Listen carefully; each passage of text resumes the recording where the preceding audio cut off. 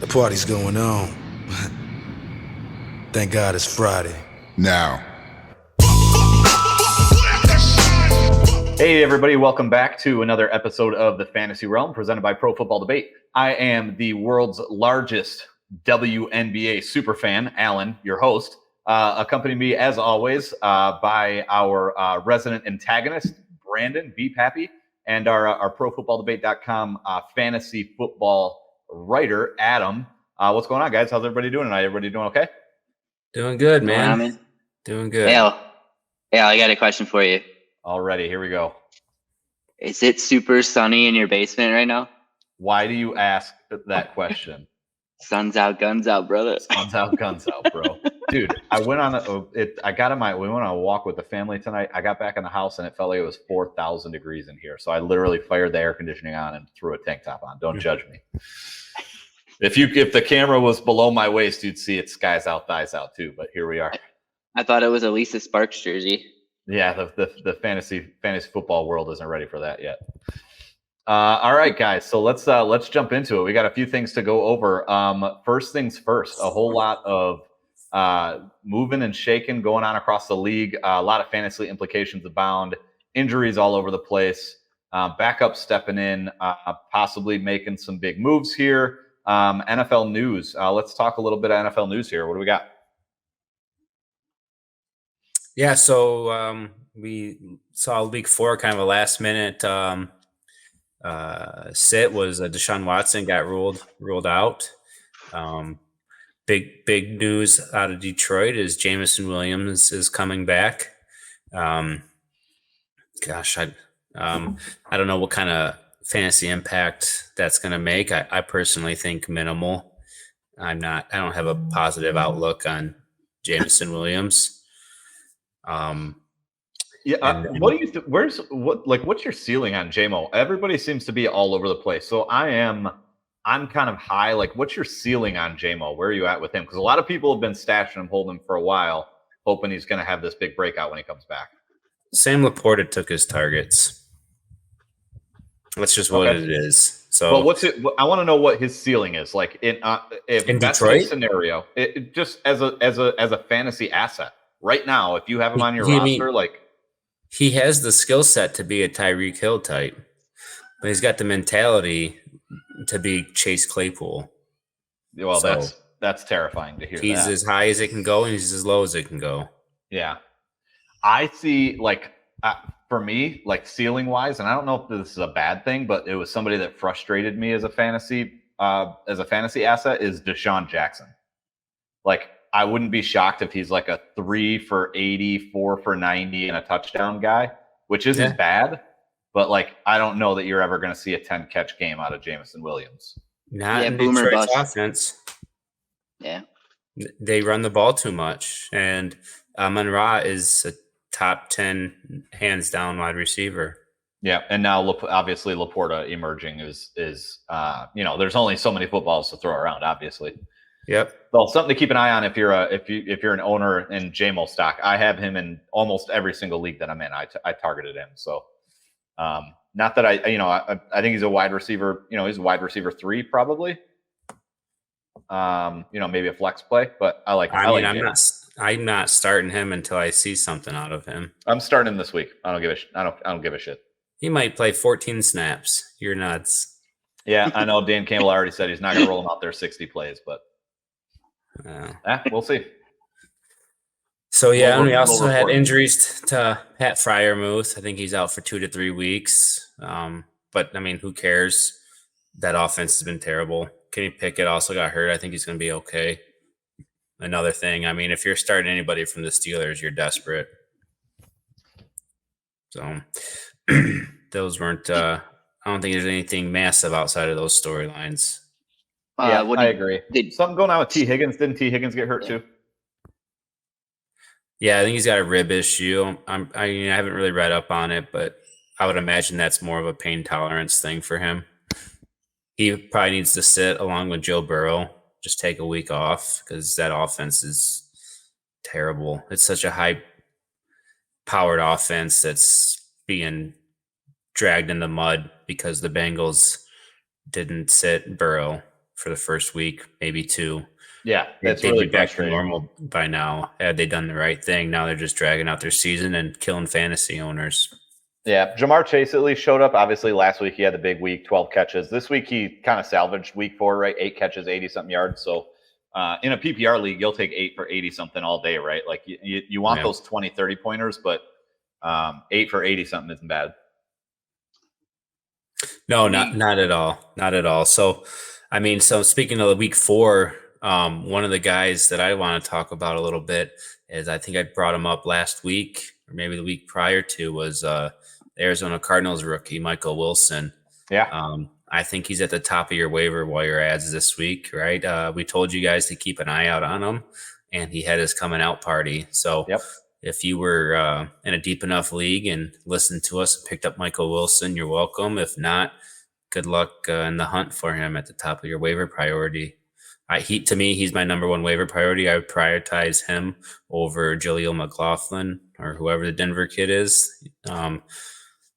And probably Cole Kmet's probably pretty hot. I do like the Cole Kmet pickup. I think Justin Fields is back. Of course, he took advantage of a Denver defense, but sometimes you just need a little layup to get your shooting streak right. So, in basketball, when I say a shooter's off, gets to the free throw line, next thing you know, they're back. So I like that for Fields, built his confidence back up. So going back to Michael Wilson, Brandon, you did a little bit of research on that. How widely is Michael Wilson rostered? And I know because you do a lot of ESPN leagues, right? Yeah, it was wasn't it like 1%? 1-2%, something like that. 2%. It was prior. Yeah, it was. I mean, I don't know what waivers probably haven't cleared yet. So yeah, on Sleeper. So on Sleeper, Michael Wilson is rostered in only 6% of leagues, and Sleeper is predominantly dynasty, right? So if Michael Wilson was going to be rostered in a league, it was probably dynasty. You probably didn't have him rostered in a lot of redraft leagues at all. So probably that's not deep definitely enough for Michael Wilson. Why would you? So, what does this mean? So in redraft, I'm sure he's not rostered either, but we all play dynasty here. Are you done with Rondell Moore? 100%. 100%. I never liked Rondell Moore to begin with, but I've been higher than most people on Hollywood Brown. I think he gets a lot of hate. He's still getting the catches. Well, because he's always injured. He's always hurt. I know. I get it. As soon as they traded DeAndre Hopkins, the sky was. I don't want to say the sky was the limit for Hollywood Brown, but he was going to eat. He's going to get targets, and that's the name of the game in fantasy. The more opportunities you have, the better. So shockingly, the Arizona Cardinals have 2 good fantasy options and 3 streamers. Dobbs is a streamer quarterback, and nobody saw that coming. Nobody, not even Dobbs' mama, saw him being good this year. James Conner's a borderline RB1. James Conner's been super solid. Marquise Brown's been super solid. And then you have Ertz and Michael Wilson. Those guys are going to deserve to be on your roster, and they deserve consideration to be in your fantasy lineup. So nobody saw that coming. That's why you can't predict this stuff. Fantasy football is, you can put all the preparation into it that you want, but there's a lot of unforeseen stuff, man. Yep. Yeah, for sure. Talking about, go ahead, Brandon, go ahead. I just wanted to ask Adam, because I know he's not, we talked about this in the last episode, he's not big on matchups, and it comes down to preseason. But if you're in a redraft and you're going to the waiver wire right now, how much does the impact of the Cardinals guys that you talked about going up against San Francisco and having a good game, right? They actually pushed them to the wire. It wasn't until late that they really separated and ended up breaking past the spread. But I mean, it was a close game at end of third quarter for the most part, versus Justin Fields, Khalil Herbert, and DJ Moore. We know is we think he's going to stand out, but those guys from Chicago and even the backup McLaughlin from Denver, if you're going to that waiver wire and you have that matchup and you see those points, are you leaning more towards the Cardinals, who have been doing it against good defenses, versus the Bears / Broncos guys that have did it against one of the worst ranking defenses? I'm going to go with total upside. So and percentage of how their offense runs. And so Cardinals, I'm bumping Marquise Brown way up because he's doing it against bad defenses. He's found, he has a quarterback. Nobody thought he had a quarterback this year. That's why everyone was so low on him. So I give him a bump because he can play against elite defenses and still perform. But as far as like Dobbs to Fields, I'm going to go with Fields because he's got way more talent, way more upside, rushing ability. So, I mean, a little bit of both. I consider everything. I consider the talent, the offense, and the defenses that they played. Yeah, I'm not giving by the way, we've mentioned the 49ers defense and kind of hiding from that a little bit. I'm not worried about 49ers defense at this point. The 49ers defense is the same defense that gave up 15 catches to Puka Nacua in week 2. And now they just gave up 2 touchdowns to a third-round rookie in Michael Wilson in week 4. They gave up 5 catches for 64 yards to Allen Robinson, who's a freaking corpse in week 1 against Pittsburgh. The 49ers secondary is not a secondary that I'm running from. If I've got a wide receiver and they're going up against San Francisco's they're not like the Lions run defense, right? Like if I've got a running back, I'm probably not starting them against the Lions defense outside of one of the like elite top 5 guys. Even Kenneth Walker, who I'll eat my crow on this. He's having a fantastic season and he's shutting me up, right? He looks like a man against boys. They shut Kenneth Walker down. He salvaged a day with 2 touchdowns, but outside of that, he was averaging like 3 yards a carry. He just can't get anything going on. Not even. I think he got 2.5. I think it was something like that. They have the number 1 ranked run defense right now. Yeah. So the Niners secondary, not a concern for me. On the flip side, the Lions run defense, absolutely a massive concern for me when it comes to running backs. Yeah. So against the Lions, like I'm starting elite running backs. I'm going to start CMC. I'm going to start Eckler. I'm going to start through Barclays. Yep. When they get healthy. But like outside of like your top 5, I'm not starting a running back. I think Aaron Jones owners will probably scream about that because they shut him right down. So I started him. I started Aaron Jones against the Lions this week, and it burned me. Yep. And I started Bijan against the Lions last week. Another guy that and they shut him down. I mean, he still had an okay day, but another guy, probably my last waiver wire pickup I want to talk about, and I'm a little biased toward him because as you guys know, I'm a big Devy guy, and he was a Devy darling of mine way back when, but and he finally showed out. It's Terrace Marshall. Yeah. Are you guys buying the Terrace Marshall hype? I mean, he's a 5-star. He's a 5-star recruit out of high school. Went to LSU for a little bit there. He outshined Jamar Chase in college. Jamar Chase ended up taking over those reins, but I mean, the kid's he's dripping with talent. He's just been in Carolina. Yeah, Brandon, what do you think? What do you think about Terrace Marshall? Carolina scares me. He had a good game. He's in Dallas. He's in Dallas now. Oh. No, he's not. Okay. He's in Carolina. Oh, no, he is in Carolina. I'm sorry. Yeah, but come on, man. No wonder your fantasy team sucked this week. Chug a beer. No kidding. Yeah. All right. No, I mean, Bryce Young just scares me. I think that team is driven by defense, and I mean, they had a great week defensively this week. And then Miles Sanders rushing the ball. Bryce Young is gonna move the ball and command the field, but I just don't love anybody receiving with him right now. It's been so you're not buying it. I think again, you're probably focused on dynasty side, but just on a redraft side, I'm not looking at that really at all. Unless something happens to Shark, maybe. But on Shark's getting 2-3 targets a game. Shark's not doing shit. Yeah, I think that's the key stat with Terrace Marshall is the looks he's getting. This past week, he had 10 targets, 9 catches, only 56 yards. Last week, 8 targets, only 5 catches for 35 yards. So clearly he's not getting the ball. His average depth of targets going to be on the low side. Bryce Young's not stretching the field, throwing the ball deep.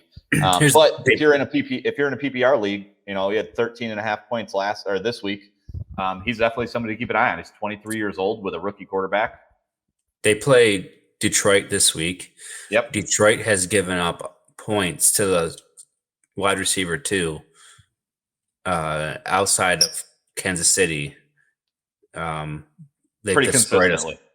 Yeah, because Cam Sutton's being a lockdown, so he's gonna take out Adam Thielen. And Thielen's not gonna ball out. Jerry Jacobs is a scrub. So is it Chark? Is it Marshall? Yeah, at this rate, I mean, the targets say that it's Marshall. DFS players, and maybe I'll play DFS, and I'm going to take Terrace Marshall next week because I bet you he's super cheap, and wide receiver twos have been having their way with the Lions lately.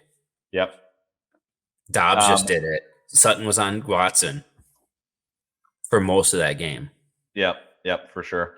So what about at the tight end spot for waiver pickups? Because I know a lot of people stream tight ends. Komet, are you in on Jake Ferguson? Not really. I mean, sure, if I have to. He's gonna have games here and there. He's probably pretty decent floor. I don't really care about Jake Ferguson. I feel like 3 out of 4 weeks as the tight end. 3 out of 4 weeks so far into the season, he's had 7 targets. That's pretty impressive for a tight end. And that's good. He's not gonna have that week that's like that 2 tutty week or the 10 catches week. Dallas is a weird offense, and that's because Dak Prescott's their quarterback, and and their defense is great. So I tend to avoid Dallas because I can't predict them, what they're gonna do.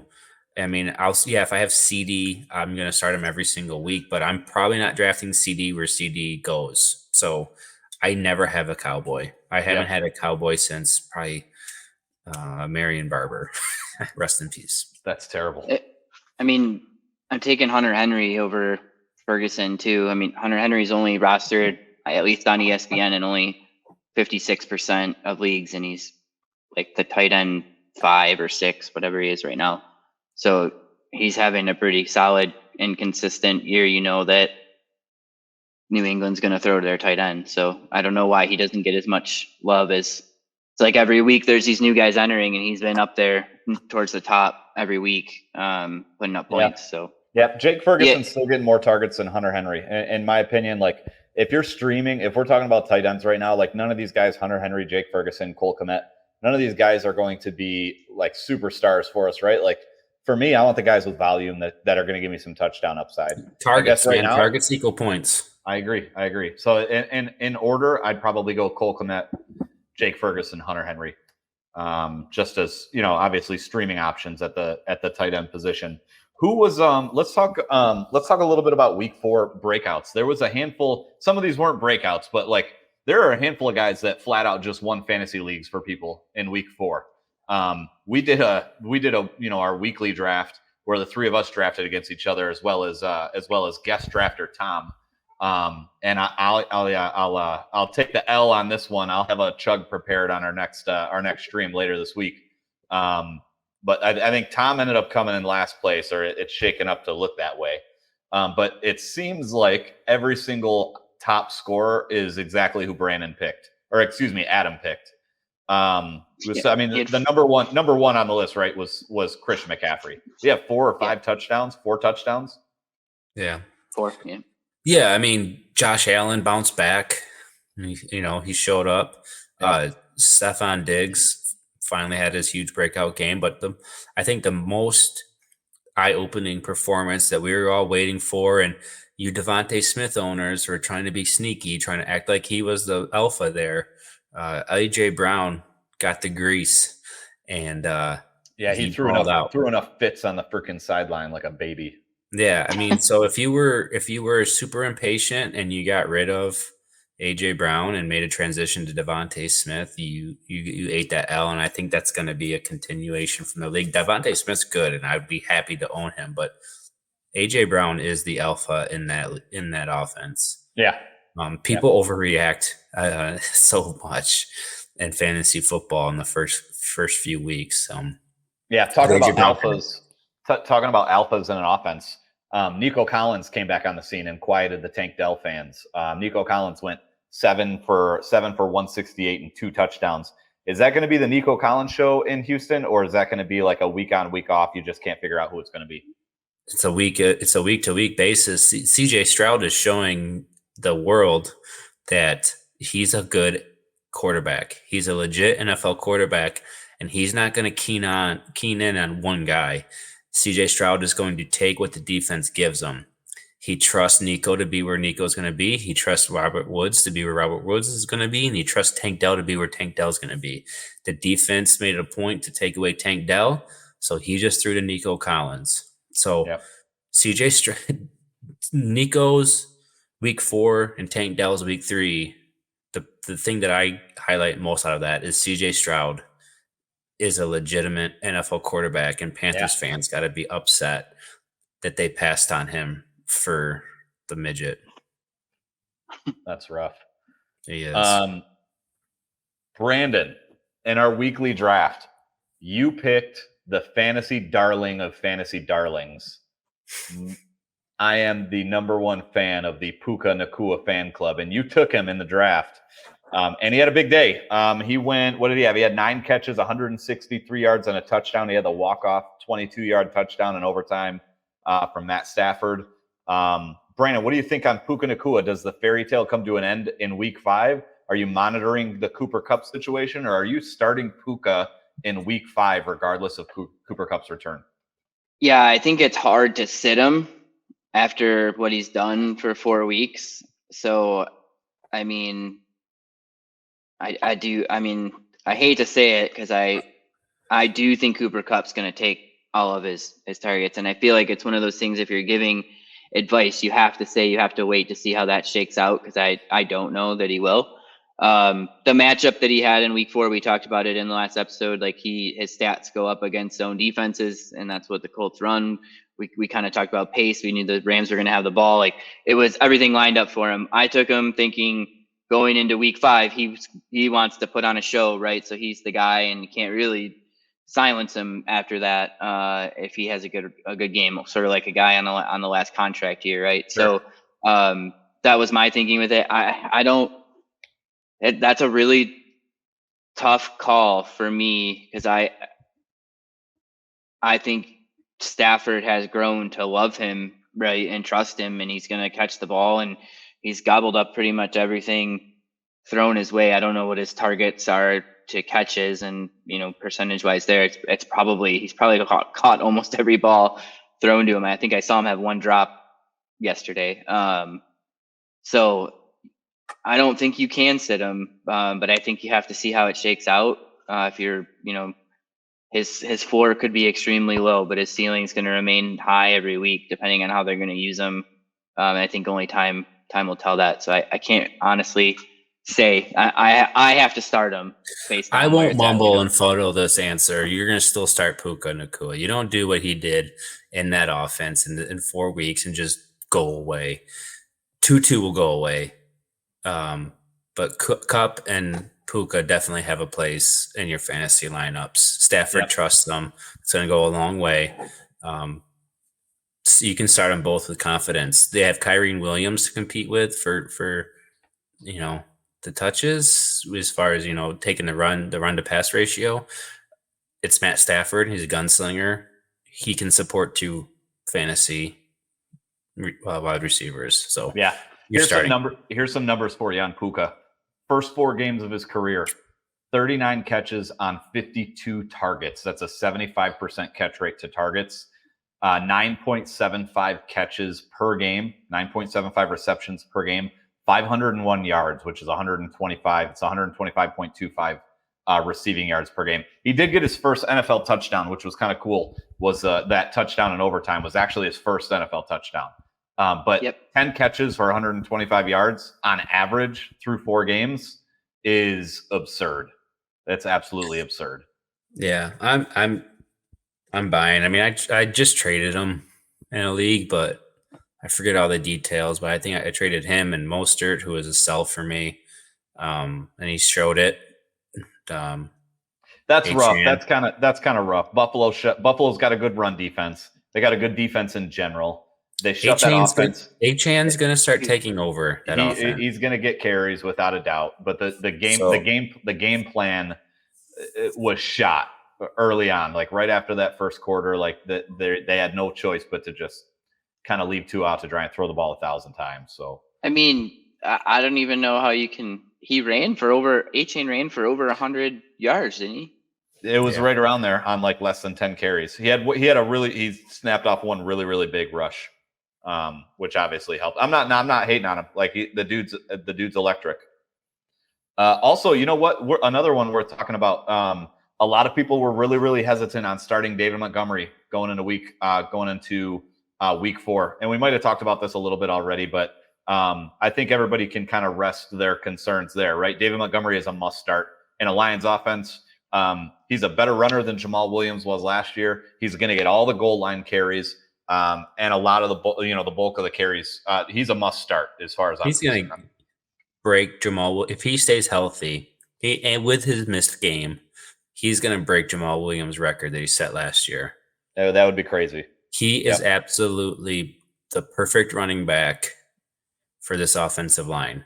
Yeah, he gets an extra yard and a half almost every run.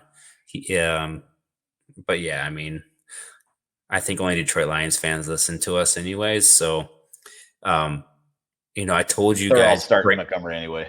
Brandon, I told you all off season, David Montgomery is way better than Jamal Williams, and you didn't believe me, and now you do. Presence. Oh, we're gonna miss him in the locker room. Yeah, now you believe me. He's balling out. He's a dog. He was stuck in Chicago, dude. He was stuck in Chicago. How cool is that? That like the first thing he said after he won was like, "Man, I get to tell my son that I beat the Packers." Yeah, I mean he's quiet, he's humble, and he's a beast. Yeah, and he's better. He can be a better fantasy contributor than he's being in Detroit because he's not an elite, but he's a very capable pass catcher out of the backfield. He can do 4 to 5 to 6 catches a game easily and make noise with that. He could. I don't think he's going to see that. He might have an outlier here or there, but with Gibbs sharing the backfield with him, Gibbs is going to get the lion's share, no pun intended, of the. He's just a check down. He's just a check down. They don't run plays for him because they're going to run him. Yep. He's getting his touches running the ball, and he should because he is between the tackles. He's 5 times better than Jahmyr Gibbs right now. Yeah, without a doubt. I want to go back. So if anybody watched, if you've been following along, we're on like episode 7 now, if I'm not mistaken. But if you guys remember episode 1, I had a topic that I wanted to talk about, and it was storylines to keep an eye on. One of the storylines I wanted to watch was rookie quarterbacks, right? We had Bryce Young, CJ Stroud, Anthony Richardson. Bryce Young is kind of struggling. CJ Stroud looks like the real deal as an NFL quarterback. So where are you at on rookie quarterbacks? Let's say not including Bryce Young. I guess if you want to talk about Bryce Young, go for it. But I think the storyline on that topic is it CJ Stroud or is it Anthony Richardson? CJ Stroud, to me, looks the part of the NFL quarterback. Anthony Richardson looks the part of a fantasy quarterback with those rushing yards and touchdowns. Which of the two are you targeting? Are you rolling either of them out in redraft leagues? Which one are you targeting in dynasty leagues? Where are you guys at on those two? So it depends on your league and the scoring, I think, because if you're getting 6 points for a touchdown pass, then you're fine with going with Stroud. If you're only getting the 4 points, but you're getting the 6 points for a rushing touchdown, you're going with Richardson. I don't think that fantasy points wise, they will be too far apart. If I'm not mistaken, I have to look at it. So through 4 weeks, CJ Stroud's at 74 points. Anthony Richardson's at 67 points, but he missed a full week. A full week. Yeah. I think Richardson's going to end up with more points. But that's based on ESPN standard scoring, which is 4 points for a QB throwing touchdown, 6 points for a rushing touchdown. So, yeah, I think he's going to get points just because he's a Lamar Jackson kind of situation. I actually think he's pretty close in terms of comparison to him. Obviously not as good yet, but he's going to get your rushing yards. He's going to score rushing touchdowns, and the Colts aren't that bad. I'm curious to see if Jonathan Taylor comes back, if that'll change anything. I don't know that he's going to come back or what the situation is there, but can't obviously predict that. But it would be interesting to see that because I think that would take some away from him. But As it stands right now, he's kind of holding his own against Stroud, and Stroud looks great throwing a ton of passes. But I think points wise, it's going to be dead heat. All right, Adam, you're a Stroud truther already. I know it. Where are you going on this one? You like Stroud or Anthony Richardson? Stroud is my number one quarterback in my dynasty leagues this year, and super flexes. I actually played it against other owners to get Stroud and something else for Bryce Young or Anthony Richardson. So it's been validated for me that was a smart move. Dynasty, it's Stroud. Redraft, it's Richardson. I was 100% wrong on Richardson. He's not the bust that I wrote about and hammered down. I was wrong. It happens. But I don't think Richardson's play style is going to translate to a very long NFL career. Yeah. But this year, if I needed one of them, I'm going with Richardson. But in a dynasty league, I'm 100% CJ Stroud. And Bryce Young, I'm all out on. Right on. So check this out. Some numbers for you. From the quarterback position rushing, Lamar Jackson leads the league 220 yards rushing through 4 weeks with 4 touchdowns. Patrick Mahomes 154 yards, no touchdowns. Believe it or not, Josh Dobbs 141 yards and a touchdown. Justin Fields 134 and Jalen Hurts 134 yards. Anthony Richardson 131 yards in only 3 games played. So a little over 40 yards a game and a touchdown. So you're talking about 10 points on the ground from a fantasy implication from Anthony Richardson every week. I think even more shocking than that, check this out. Passing yards. Number 5 overall in the NFL in passing yards right now, Justin Herbert. Number 6, Josh Allen. Who's number 4? It's actually CJ Stroud. Drew Lock. You're terrible. Is Drew Lock still in the game right now? I know Monday Night Football is going on right now while we're recording this. It looks like Gino's back in. Yeah, Gino's okay. Yeah. Tua is number 1 in the league in yards. Number 2 is actually Matt Stafford. 3 is Kirk Thuggins, and number 4 in yards is CJ Stroud right now. That's pretty interesting. Stroud's been great, dude, and I know people in Michigan they really went and pound the table and say Ohio State quarterbacks can't play in the NFL, and there's good reason to say that though. But it's not. I get it. You want to say Stroud's different, then that's fine, and he showed us that. But there's good merits to stand on when you talk about Ohio State quarterbacks being trash. You can't talk about Laporta and Iowa tight ends and say Iowa produces great tight ends and say that Ohio State and not say Ohio State. Yes, you can, because the quarterback position is way different. The quarterback position is crazy different. You can do that with so many different schools. Yeah, and it's just crazy. It's just crazy to me. But whatever. I don't give a shit. It's nice. It's nice that there's an argument there, though, between Anthony Richardson and Stroud. Like, they're both good fantasy assets right now that I think a lot of people are going to be trading for. I think they're both very, very valuable. They are. Agreed. Yep, I like them both. All right. Any other week 4 standouts for you guys? Not stand out, but I mean, in a negative light. Joe Burrow's on my bench until he takes a break or shows a pulse. I mean, I hammer the table and tell people to be patient in fantasy football, but he's clearly hurt. He's not the same. The Bengals are being very idiotic and marching him out there. He's costing them their season, and it's not him. It's the coaching staff costing them their season. And for fantasy owners, it's costing us our season too. Yep. Because you can't start him anymore. He was an elite option, start no matter what, but he's not that elite guy right now. And that's affecting T. Higgins and Jamar Chase both. They're not putting up the numbers they should be. Yep. I hope everybody listened to me when I had Joe Burrow listed as my must sit for week 4, because he put up a whopping, I think it was 4.7 points in week 4. How did Garrett Wilson do? Garrett Wilson was my sit. He put up 15. Jack Wilson was good. Zach played the Wilson best game of his life. I agree. Zach He Wilson. knew Look, Taylor you know was what? up there. He saw Kelsey's mom up there. If you Or not Kelsey's mom. right. Yeah, Donna Kelsey. He saw Donna Kelsey up in the stands. Zach Wilson on paper had a good game. Zach Wilson probably cost the Jets that game. I mean, you could argue the refs might have cost the Jets that game in that phantom holding call on Sauce Gardner, which was really, really bad. And then not the holding call on whoever 11 was. Yeah, number 11 off the edge. The refs and their holdings have been terrible this year. He was smacking the tackle in the face trying to get loose. Like, kid does nobody see me getting held right here. And then Sauce Gardner. It's giving your the NFL scripted crowd more fire because they've been terrible this year.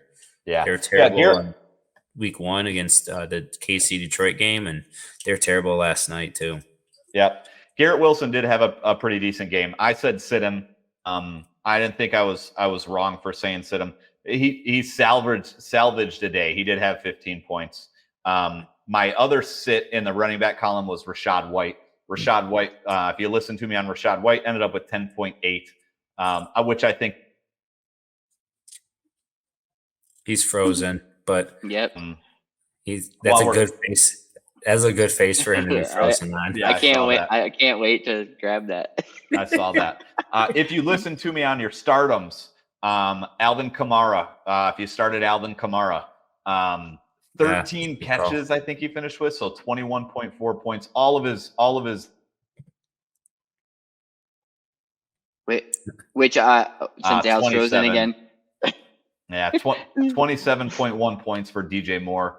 Was a big day if you listen and started DJ Moore. So look, we're not going to hit on every single one of the sit-em and stardoms, but I'd like to think we'll get pretty close. And these are going to be guys that you otherwise probably would not start, or otherwise would have probably started and should be sitting. So yeah, it's important to know.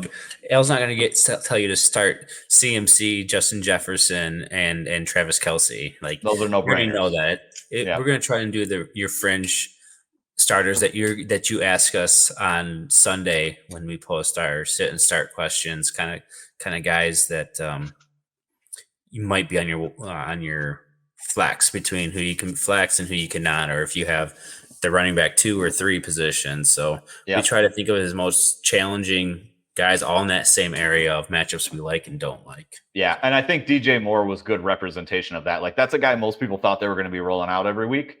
And then, 3 weeks in, you're like, holy crap, dude, this Bears offense is terrible. Justin Fields can't pass the ball. DJ Moore's not doing anything. So he was probably good representation for that. Yeah, for sure. I was going to say, you know what makes beating you in the fantasy weekly challenge even sweeter was doing it with Puka in the lineup. You know what? As a matter of fact, I'm glad you had Puka in that lineup. Just so all the crap you give me about Puka, you had to ride that unicorn to the victory. I was shocked he took him. I was all set to take him. I was all ready to take him. And then me and Adam talked about it we talked about it in our episode. We called out that matchup specifically. But the other was your must start, Alvin Kamara. You passed on him. I had last pick. I got him. He was Mr. And I almost took him in the draft. And you had Travis Etienne with 10.2 points on the week, and you would have. I think you would have actually. Nope, you wouldn't have. But well, all right. Close enough. But it was still fun beating you with those 2 people in my lineup. That's fine. At least you're listening to me. So thank you, young Padawan, for following your master. So to wrap it up, let's talk about this very exciting Thursday night game. Oh yeah, can't wait for that. I guess on the topic of DJ Moore, we'll talk about the Bears at Washington. Yeah. So honestly, from fantasy, it's probably not as bad as we think. Sam Howell showed out against Philly. That's a pretty good streamer right there. Yeah. I would start Sam Howell over Joe Burrow this week. Oh, yes. For sure. I would start Justin Fields over Joe Burrow because the Washington defense hasn't really been that good either. DJ Moore's probably back in your lineup. Terry McLaurin had a really good game. Scary Terry might be back. Brian Robinson's running good. Yep. There could be – I think I would start Fields. I would start Commit. I would start DJ Moore. I would start Sam Howell over certain circumstances, he's probably QB 12 this week, maybe. Brian Robinson's going to definitely deserve some recognition. And Terry McLaurin, and even he didn't really have a huge week, but Logan Thomas could be that tight end flyer this week in a deeper league if you got a injury to if you had Pat Fryermuth and you don't have a backup because you kind of thought he would be the stud that he was supposed to be. Logan Thomas might be a decent stream this week for you. How about, what do you guys think about Khalil Herbert this week? Because he had a good week in week 4 also against Denver. He went for 100 yards, had 4 catches, caught a touchdown. I mean, he put up 22 fantasy points. Is he a guy that you're thinking about rolling out there in your flex spot? No.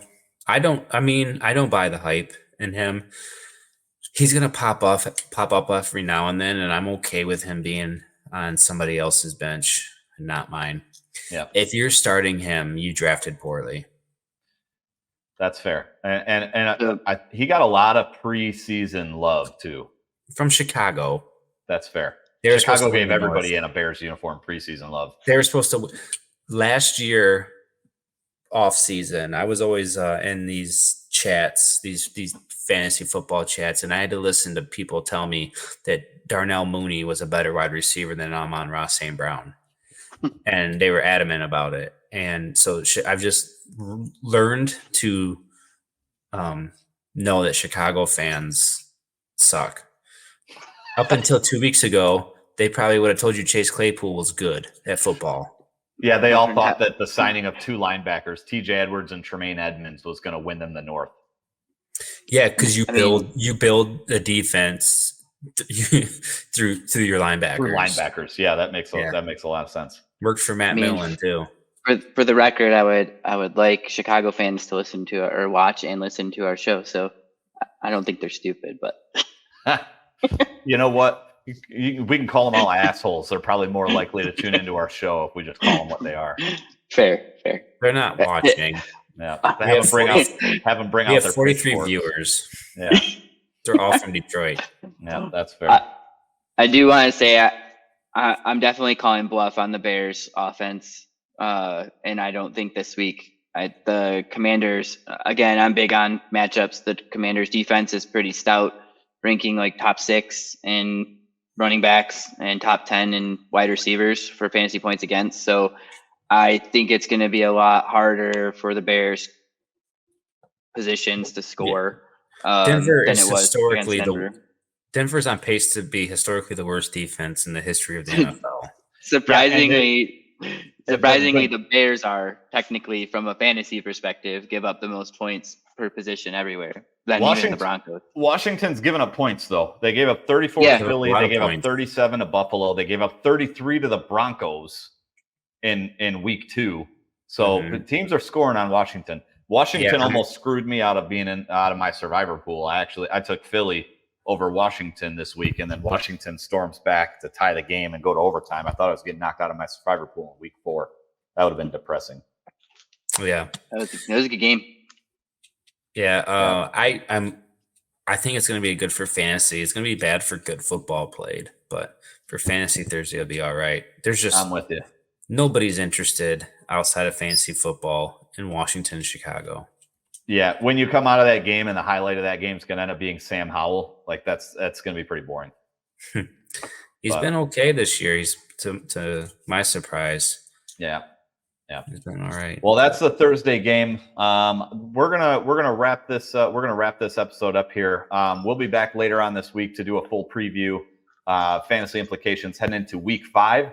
We'll probably record later this week, probably Friday evening after the conclusion of the Thursday night game. We'll recap that Thursday night game, give you a full breakdown heading into week 5. We'll have some must start, must sits. We'll have some other fun stuff. We'll likely do another weekly draft. Hopefully have another guest drafter. I will own up to the bet, and I will chug my beer later this week as well. I can promise you this much: it will not take 10.9 seconds like it took Beep Happy over here. I don't know how a guy can have a nickname after liquor and take a freaking sundial to see how long it takes him to chug a beer, but that is what it is. For now, thank you all for tuning in to another episode of the Fantasy Realm. Like and subscribe, comment below, share our feed. Anything you can do to help us out with the algorithm is much appreciated. Until next time, cheers to all you fantasy footballers. We'll see you later on this week. Adios. Adios.